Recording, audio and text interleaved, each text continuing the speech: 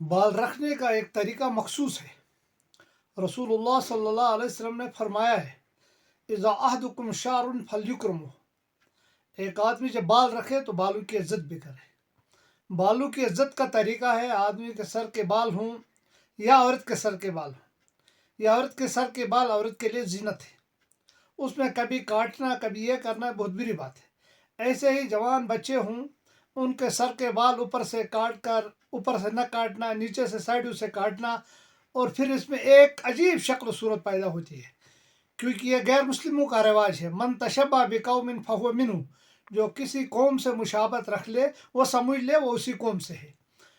بالوں کے بارے میں رسول اللہ صلی اللہ علیہ وسلم نے فرمایا احدکم شعر فلیکرمہ، ایک آدمی جب بال رکھے تو بالوں کی عزت بھی کرے، بالوں میں تھوڑا تیل بھی دے، بالوں پہ کنگھی بھی پھیر لے، اور بالکل آسان طریقے سے بالوں کو سائڈوں سے اوپر سے برابر رکھے۔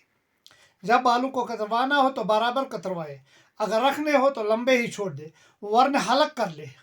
حلق کرنے میں بھی اجر ہے، یعنی بالوں کو سرے سے منڈانا، یہ بھی اس میں بھی اجر ہے، کیونکہ رسول اللہ صلی اللہ علیہ وسلم جو بھی قول ہے، جو بھی اپنی حیت کو بدل دے گا، اپنی دی ہوئی آرائش کو ختم کر لے گا، تو یہ سمجھ لو کہ وہ آدمی رسول اللہ صلی اللہ علیہ وسلم کے قول و فعل پہ عمل کرنے والا نہیں ہوا، وہ اپنے من کا قائل ہوا۔ من کا قائل ہونے کی وجہ یہی ہے کہ پھر وہ آدمی اپنے بالوں کی عزت نہیں کر پاتا ہے۔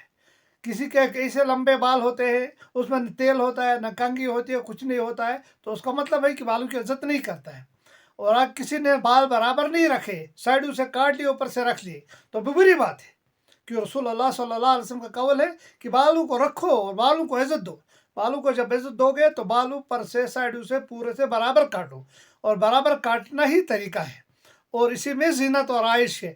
اور یا اپنے بالوں کو پورے مونڈے تک چھوڑ دے وہ دوسری بات ہے، مگر تب بھی بالوں پہ کنگھا اور تیل دینا چاہیے۔ اس کے علاوہ یا حلق کر لے، بال مڑوائے، سر سے پورا سر مڑوائے، جیسے کوئی حج پہ جاتا ہے وہاں محلقین رؤوسکم ہے، وہاں سر کو منڈانا زیادہ بہتر ہے، بال کاٹنا بھی جائز ہے۔ ایسی بات نہیں ہے کہ کوئی کہے گا حج میں صرف بال کاٹنا ہی نہیں، حلق کرنا ہی ہے، کاٹ بھی سکتا ہے، مگر زیادہ اجر اور زیادہ فضیلت ہے۔ رسول اللہ صلی اللہ علیہ وسلم کی دعا ہے اس آدمی کے لیے کہ وہ بالوں کو حلق کر لے۔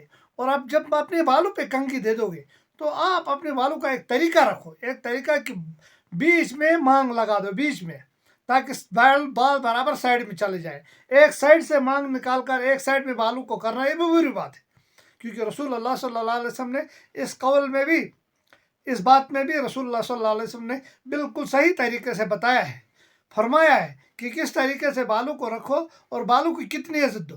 میں نے کہا من تشبہ بقوم فہو منہ، اگر وہ کوئی آدمی اس میں یہ کر لے جو ہندوارہ نسل میں، یہ برے آدمی انگریزوں کا فیشن لگا دے تو بری بات ہے۔ کہتا ہے جو یہ کر لے وہ سمجھو اسی قوم سے ہے، اگرچہ وہ ایمان والا بھی ہے، مگر کسی کی ایسی حرکت کو جو غیر مسلم ہے یا انگریز لوگ ہیں ان کی حرکت کو پسند کر کے رسول اللہ صلی اللہ علیہ وسلم کی حرکت کو ناپسند کر رہے تو مکروہ ہے۔ بالوں کی بے عزتی کرنا، بالوں کی بے حرمتی کرنا قیامت کی نشانیوں میں سے ایک نشانی بھی ہے۔ وصلی اللہ تعالیٰ علی خیر خلق محمد وعلی آلہ وصحبہ اجمعین، آمین برحمتک۔